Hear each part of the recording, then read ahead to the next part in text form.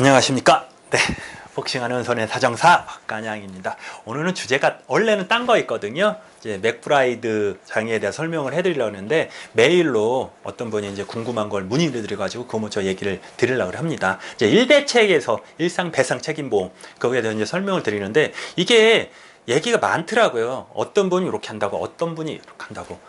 다 틀리거든요. 실적으로 제가 오늘 정리를 해드리고 그거를 외우려고 하지 마시고 여러분이 상식적으로 생각하시면 됩니다. 일단 1배책이면은 일단 기본이 1배책이에요. 1배책이면 부부 기명피보험자 그랬잖아요. 저 남편과 배우자 그게 되는 게 두 명만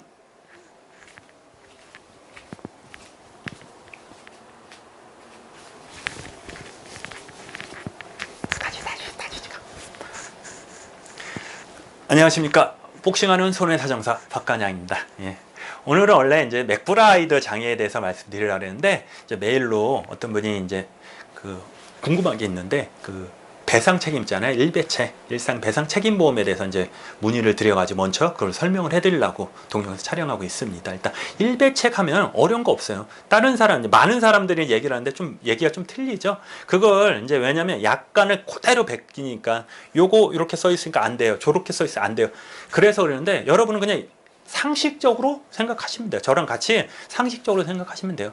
일배책은 일단 피보험자가 제일 중요해요. 피보험자가. 그래서 이제 세 가지가 있는데 실적으로 하나잖아요. 하나인데 피보험자를 얼마큼 담보를 하냐에 따라 가지고 이게 그냥 일반 일배책이냐 뭐 자녀 일배책이냐 가족 일배책이냐 그겁니다. 일단 일반 일배책은 피보험자가 남편과 배우자 두 명만 있는 거고 자녀는 근데 자녀까지 되는 거고 그 다음에 가족 일배책이 있거든요. 가족 일배책. 그게 약간 이제 논란이 있는 거예요. 첫 번째 이제 질문하신 게 그 자녀에 대해서 질문을 했거든요. 거기 피보험자는 일단 남편과 배우자하고 자녀, 미성년 자녀, 동거를 하든 안 하든 미성년 자녀, 그 다음에 친족이라고 이렇게 얘기했거든요. 단 친족은 같이 살아야 돼요. 그 주민등록이 아니죠. 요새 가족등록, 가족관계 증명은 거기에 같이 동거를 하고 있는 친족입니다. 그렇죠?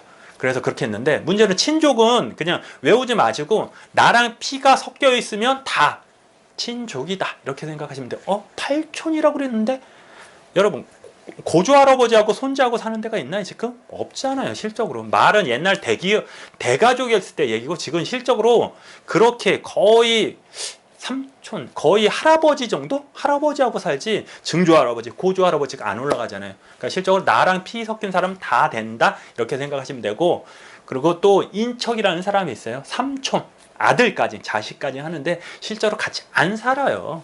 99%가 거의 저희 아버지 본인 부모님하고도 안 사는데 어떻게 삼촌하고 같이 살아요. 그러니까 거의 신경 안 쓰시면 되고 일단 피가 섞인 사람 그렇게 보시면 돼요. 그래서 친족은 거기 범위를 하는 거고 그러면 자식의 자녀에 대해서 이제 설명했는데 여기서 논란이 많은 게 자식.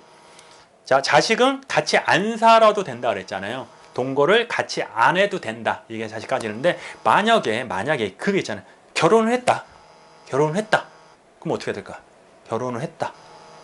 결혼을 했는데 안 해주겠죠. 결혼을 했다. 안 해주는데 결혼을 했는데 같이 산다. 이게 문제예요. 같이 산다. 그렇죠? 애매하죠. 자식은 미성년자인데 같이 살든 안 살든 미성년자면 된다 이렇게 나왔어요. 약간에는. 그렇죠? 근데 결혼을 하면 안 해준다는 거잖아요. 근데 좀 더 나가면 이 결혼을 했어도 이 자식이라는 사람은 친족의 범위에 들어가잖아요. 친족은 피 섞인 사람인데 자녀도 피가 섞였잖아요. 그렇죠? 자식에서 자녀에 대해서는 안 들어가지만 친족에선 들어간단 말이에요. 그렇죠? 그러니까 다 면책을 해놨거든요. 피보험자가 아니다 얘기했는데 상식적으로 생각하시면 돼요. 자, 안 해줘? 왜? 친족에 들어가는데? 그 결혼했으니까 미성년자에 안 들어, 자녀에 안 들어가지만 친족엔 들어가잖아요. 그럼 해줘야 되잖아요. 그렇죠? 상식적으로 생각하시면 돼요. 이거에 대해 싸우시면 돼요. 보험사한테 왜 안 해줘? 해줘 막 그러지 말고 그냥 논리적으로 그래 미성년 결혼했으니까 아니야. 근데 결혼해도 내가 같이 살잖아. 같이 사니까 친족 범위에 들어가니까 해줘. 되죠? 그렇죠? 그렇게 싸우시는 거예요. 별거 아니죠. 그래서 이제 그 다음에 이제 어디까지 해주냐, 그 얘기죠. 범위를 어디까지 해주냐. 실적으로 비례보상이라고 그러거든. 이게 안 해주는 범위는 다 해줘야 되냐. 안 해주는 건 몇 개 안 되거든. 고의나 그 차량은 업무, 예를 들어 차를 타고 뭐 가까운 데 마트나 집이나 회사나 가는 거는 업무라고 그래요. 업무라고. 그러니까 운전이 아니고 업무라고 보거든요. 그래서 안 해줘요. 그리고 전동 휠이 있잖아요. 그리고 그 저기 타고 다니는 거, 장애인이 타고 다니는 거, 그런 건 자동차가 아닌데도 안 해줘요. 그걸 업무로 봐요. 업무로. 그래서 안 해줘요.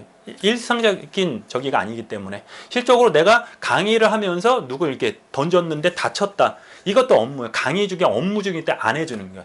근데 밖에서 내가 돌을 이제 실수로, 고의는 안 되니까 실수로 던졌다. 그건 되는 거예요. 그건 업무가 아니잖아요. 그런 식으로 보시면 돼요. 그러면 이거를 배상보험이라는 건 책임보험이라고 생각하시면 돼요. 책임보험. 그죠? 그래서 비례보상한다는 얘기가 계속 나오거든요. 그게 뭐예요? 두 개 들면은 뭐 면책금도 안 내도 되고 비례보상 안 하니 막 그러거든요. 정확히 말씀드리면, 자, 책임보험은 내가 손해가 100만 원이잖아요. 100만 원을 못 넘기는 거예요. 무조건. 내 재산을 넘길 수 있는 거, 이익을 못 보는 거고, 내 재산 있잖아요. 100%를 만들어 줄 거예요. 최대가 내 이익을 볼 수 없는 거야. 손해를 다 맡기는 게 최대예요. 만약에 내가 손해를 100만 원이다. 그럼 100만 원을 못 넘기는 거예요. 예를 들어 보험을 2개 들었어요. 2개 들었는데 내가 손해를 80만 원 봤어요. 그러면 얘한테 80만 원, 얘한테 80만 원 받는 게 아니에요. 그렇죠? 얘 80 하시면 160이잖아. 아싸? 아싸잖아요. 그렇죠? 160면 60만 원 이익이네? 그럼 또 일부러 또 하죠. 모르는 척하고 또 보험 청구하고 불내고. 그렇죠? 얘한테 다 받으면 되죠. 보험 한 10개 들고.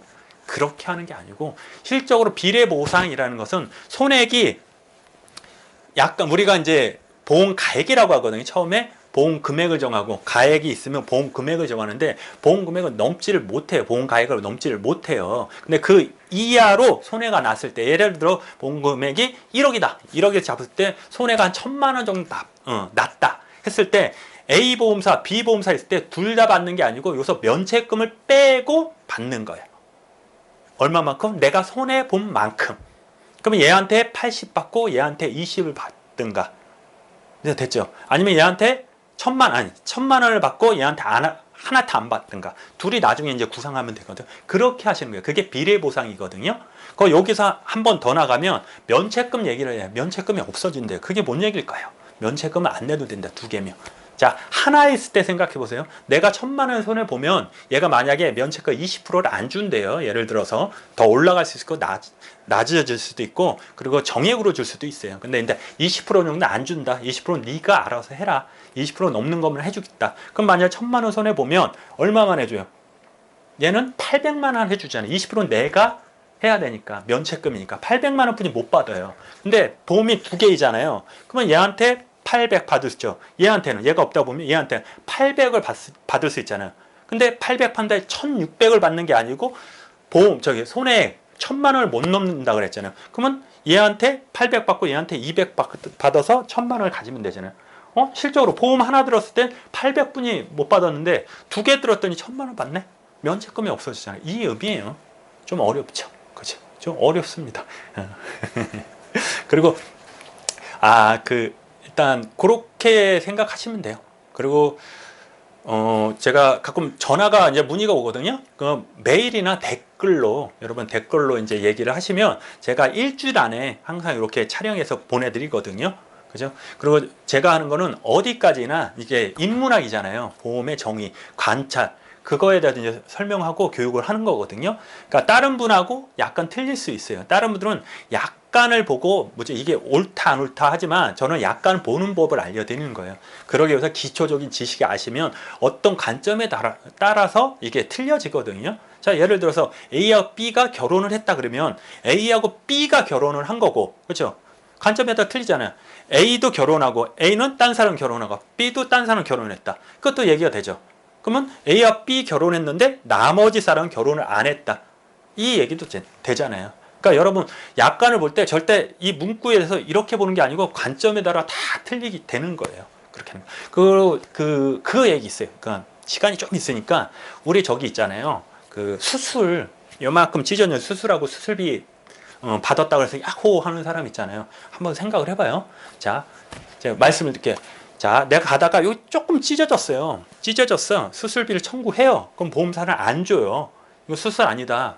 변형 절제수까지 해야지 수술이다. 면책을 탁 해요. 그럼 이제 똑똑한 사람은 왜 이게 아니냐? 약간의 수술은 기구를 사용해가지고 절제하거나 절제하거나 수술하는 거 피를 보든 안 보든 그 수술이라 나와 있는데 단 거기에서 흡입하고 천자 같은 거 찌르거나 흡입 같은 거 빼고 그걸 수술이라 하는데 조금 찢어져도 맞잖아요. 뭐 피를 뺐거나 흡입한 게 아니잖아요. 그리고 칼로 됐죠. 그리고 리도카인이라는 게 있어요. 이렇게 마취제 해가지고 이제 니들 갖다 이렇게 꼬매주거든요.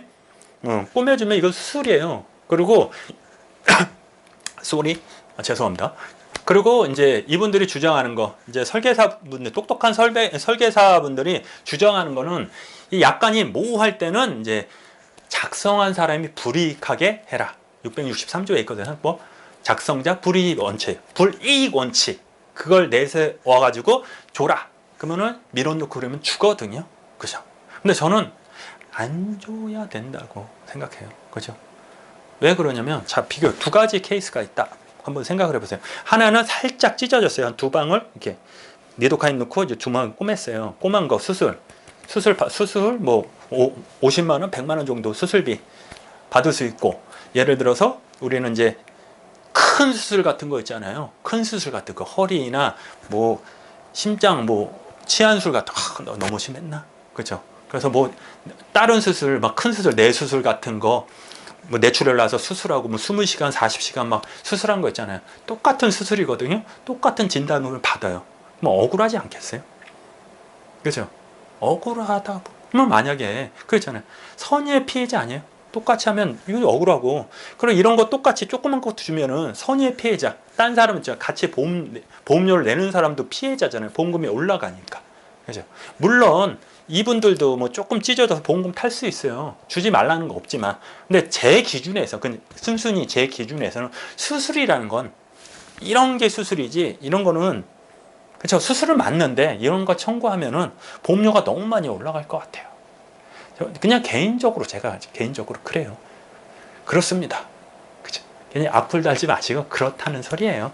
그러니까 어떻게 말하면 보험사가 괜히 안 준다고 막 그러잖아요. 행패를 부리잖아요. 그러면 우리가 정당히 저희랑 전문가들이 가서 정당히 줘라 해서 약간 분석해가지고 받는 건 괜찮은데 이거 거꾸로잖아요. 거꾸로. 그렇죠? 너무 했나? 그래요. 순수히 제 생각입니다. 여기까지 고생하셨습니다.